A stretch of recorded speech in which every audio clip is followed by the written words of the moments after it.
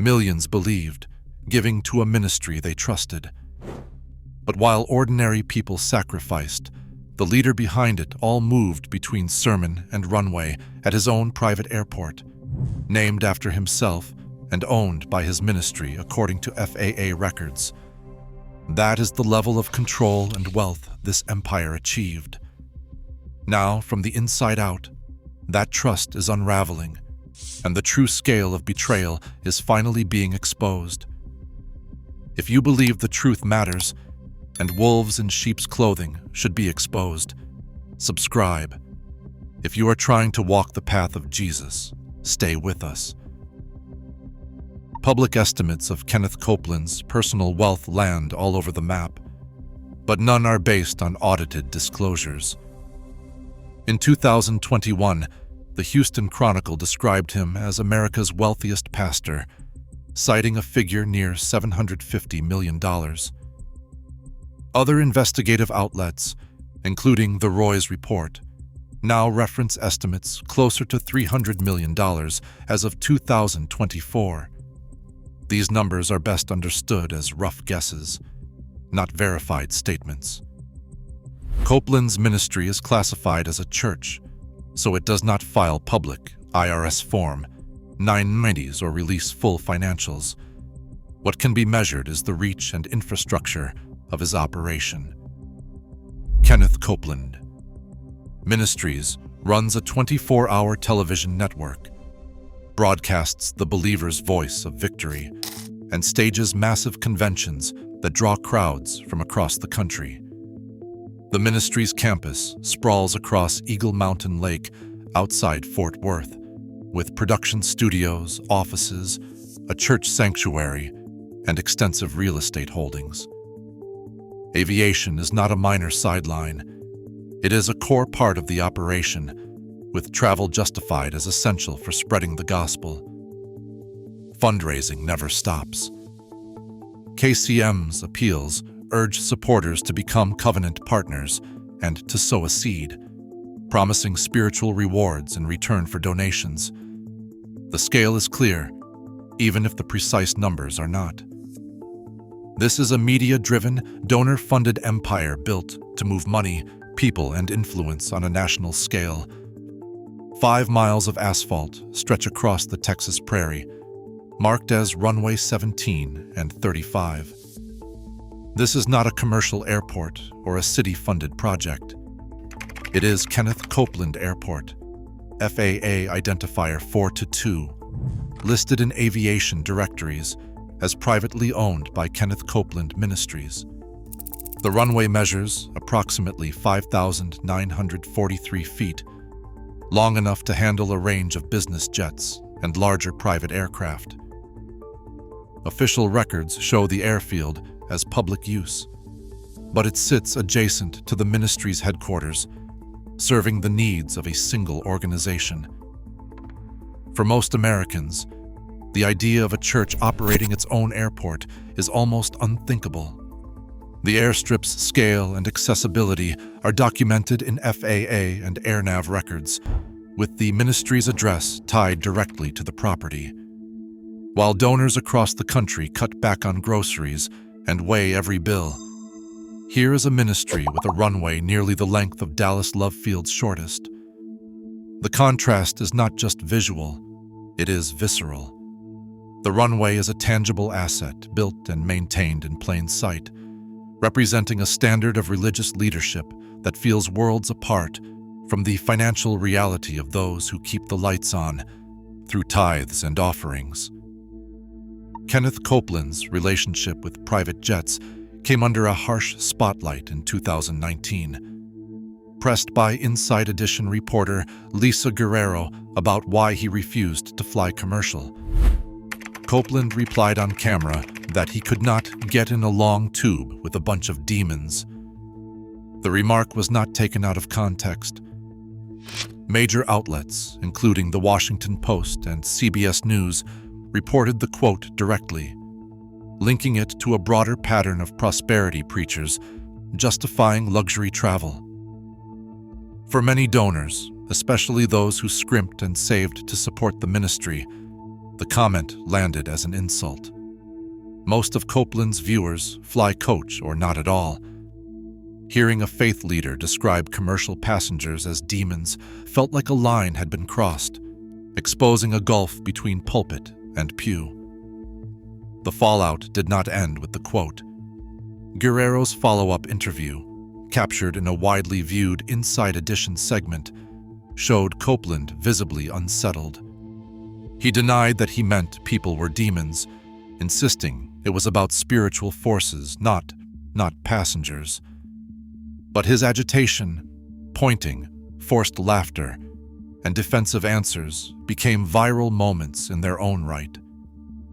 The exchange was replayed across news cycles and social media, fueling perceptions that Copeland saw himself as set apart, entitled to a lifestyle few of his supporters could imagine. This was not just a public relations misstep. It was a rupture in the image of shared faith and humility. As the clip spread, it left many questioning not only the message, but the motives behind the appeals for ever more giving. Every fundraising cycle at Kenneth Copeland Ministries is built on a familiar promise. Giving is not just a donation, it is a spiritual investment. The ministry uses public appeals with phrases like "sow a seed," "partner with us," and "your seed will reap a harvest."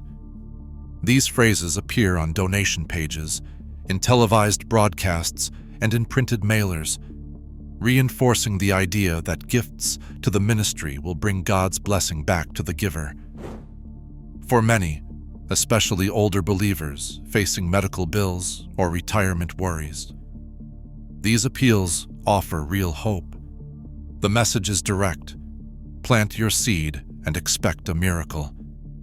But as giving surged, so did questions about where the money went. In 2007, Senator Chuck Grassley of the Senate Finance Committee sent formal letters to 6 televangelist ministries, including Copeland's. The inquiry requested records on board decisions, compensation, use of private jets, and luxury housing. Staff asked for board minutes, detailed financial statements, and explanations for perks such as aircraft and mansions. Kenneth Copeland Ministries responded, but not completely. Senate staff later documented that Kenneth Copeland Ministries provided partial answers, with some documents delivered and others withheld or summarized. In 2011, the inquiry closed with no penalties and no formal findings of wrongdoing. The final committee memo noted varying levels of cooperation and listed Copeland's ministry among those with incomplete responses. No laws were broken, but the lack of transparency left a mark. For many donors, the lingering question was not just about legality, it was about trust. When a ministry asks for seeds but shields its harvest behind closed doors, accountability becomes more than a legal issue. It becomes a matter of faith. On the shores of Eagle Mountain Lake stands a mansion stretching more than 18,000 square feet, officially classified as a parsonage for tax purposes. Tarrant County appraisal records list its value as nearly $10.8 million in 2020, and then just over $7 million a year later. The property is owned by Eagle Mountain International Church, a Kenneth Copeland Ministries affiliate, and benefits from Texas laws that allow clergy housing to be exempt from property taxes. For local families paying full freight on their homes, this legal arrangement feels less like a blessing and more like a loophole. The size and value of the residence, paired with the ministry's fundraising language, sharpened the sense of distance between pulpit and pew. In March 2020, as fear and uncertainty gripped the country, Copeland delivered a message that would echo far beyond his congregation. Standing before cameras, he declared he was blowing the wind of God to destroy COVID-19, pronouncing the virus finished. The clip raced across social media, not as comfort, but as a meme. Fuel for anger among those who had lost loved ones or spent months in isolation. The pandemic did not end, and the trust in prosperity preaching took another blow. When faith leaders make grand promises from behind tax-exempt walls, the gap between legal and ethical responsibility grows harder to ignore. In 2025, rumors about Kenneth Copeland reached a new level of distortion. Viral videos claimed he had collapsed in court or been sentenced to prison. The clips looked convincing, but they were entirely fabricated using AI tools. Fact-checkers at Snopes investigated and confirmed there was no court case, no sentencing, and no collapse. These stories were fiction, designed to feed a public hungry for justice, but starved for verified information. The real record shows no criminal convictions, only a long trail of documented controversies and unanswered questions. While fake scandals spread online, a genuine pattern continued within the Copeland family. Coverage by religion, Unplugged, and the Roy's Report detailed how Copeland's grandson, Jeremy Pearsons, launched a fundraising campaign for a private jet to serve his own ministry. Pearsons, who leads Legacy Church and Pearsons Ministries International, used familiar language about sowing into the vision and accelerating the gospel, echoing the appeals that helped fund his grandfather's aviation fleet. Like Ken Copeland Ministries, his ministry is classified as a church and does not publish detailed financials. These stories land in a changing landscape. Gallup polls from 2024 show that only about 30% of U.S. adults attend religious services weekly or nearly weekly, a sharp drop from past decades. Pew Research Center surveys suggest the long decline in Christian identity may have slowed, but skepticism and fatigue toward religious institutions remain widespread. For Prosperity Ministries, the combination of public distrust, generational repetition, and shrinking trust in organized religion is not just a headwind, it is an existential challenge. Today, trust in religious institutions is at historic lows. Gallup reports 30% of Americans attend church weekly. As leaders lose moral authority, believers face a choice: protect faith through accountability, or let silence breed more deception. Real faith never fears the light. Share your thoughts below.